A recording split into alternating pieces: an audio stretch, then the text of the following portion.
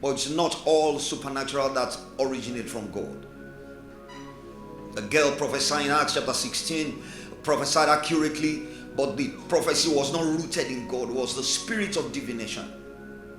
And some basic things that will help you to distinguish. The panelists handle it to a level, but let me quickly run through that. Some of the basic things that will help you to distinguish between supernatural that is rooted in God, supernatural that is rooted in the devil, is that basically the supernatural that is rooted in God will glorify God, will honor God, will fear God, will give glory to God.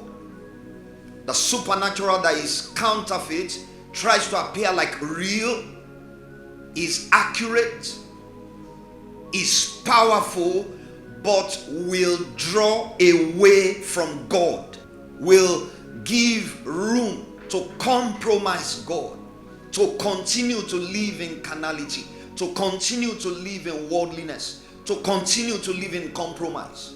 And so even though a powerful speech, even though a miracle carried out, even though supernatural prophecy, but you see the surroundings, it leaves you with an idea. Compromise doesn't really matter.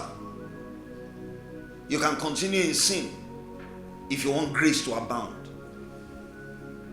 So the supernatural that is rooted in the counterfeit in subtle ways opposes God, disparages God, belittles God, tries to lure in subtle ways, uses the allure of money, the allure of fame, the allure of power, the allure of riches, but in subtle ways lures people away from the Lord.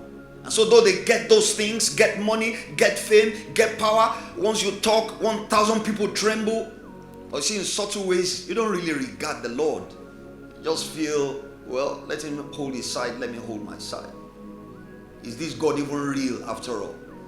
Has anyone seen this God before? So the supernatural that is counterfeit, these are some of the things it can leave you with. You can walk in the power, but in very subtle ways, you don't really have regard for God. You don't really prioritize God. You don't fear God. No reverence. It makes room for a double life. You appear one way this way, you appear not the exact opposite in another environment. That's no matter the form of the supernatural, the operation of the supernatural, it is counterfeit. Authentic supernatural converges. All glory to God, all reverence for God, all in the fear of God. And that's why also in our lives, because he who has power for good has potential power for evil.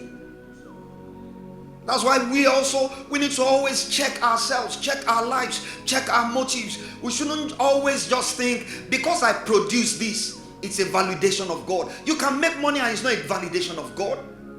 You can have power and you are the farthest from God.